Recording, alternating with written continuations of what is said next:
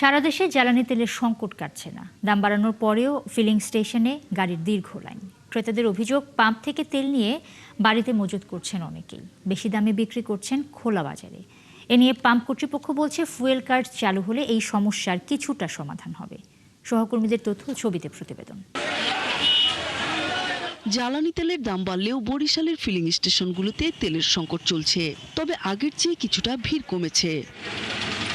খুবই কষ্ট হইতেছে এরকমের তেল নিতে সিরিয়াল দিয়ে, তাও তেল যে টাকার চাচ্ছি সে টাকার পাইতেছি না। মেহেরপুরে তীব্র রোদ আর গরম উপেক্ষা করে ঘন্টার পর ঘন্টা অপেক্ষার পর তেল না পেয়ে ফিরে যাচ্ছেন অনেকে।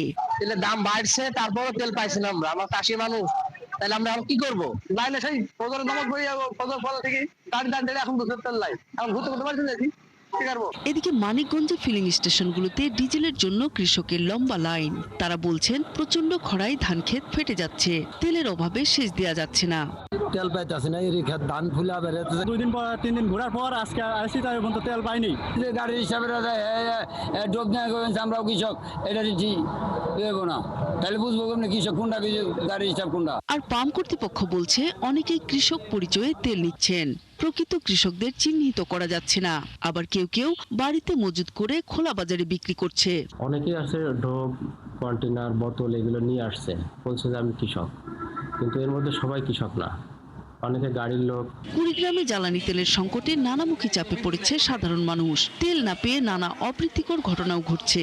আমরা যারা প্রফেশনালি যারা আছি বা চাকরিজীবী আছি, তাদের জন্য যদি আলাদা করে ফুয়েল কার্ড সরকার করছে স্বাগতম, বাট এটা অনেক লেন্দি প্রসেস। এই কৃত্রিম সংকট অনেকে মানে তেলের ব্যাপারে যে মানুষের পারাপারি বা এই কারণেই হয়তো বা তেল সংকটটা বেশি দেখা যাচ্ছে। দাম বাড়ালেও রূপগঞ্জের ফিলিং স্টেশনগুলোতে নেই জ্বালানি তেল, প্রায় সব স্টেশন বন্ধ। দেখা গেছে যে তেল দরকার মনে করেন 5 গাড়ি হয়ে যাওয়ার মতো, 1 গাড়ি এলাকার ছোটখাটো তেলের যে ডিলারগুলো আছে এগুলোর কাছে তেল নাই।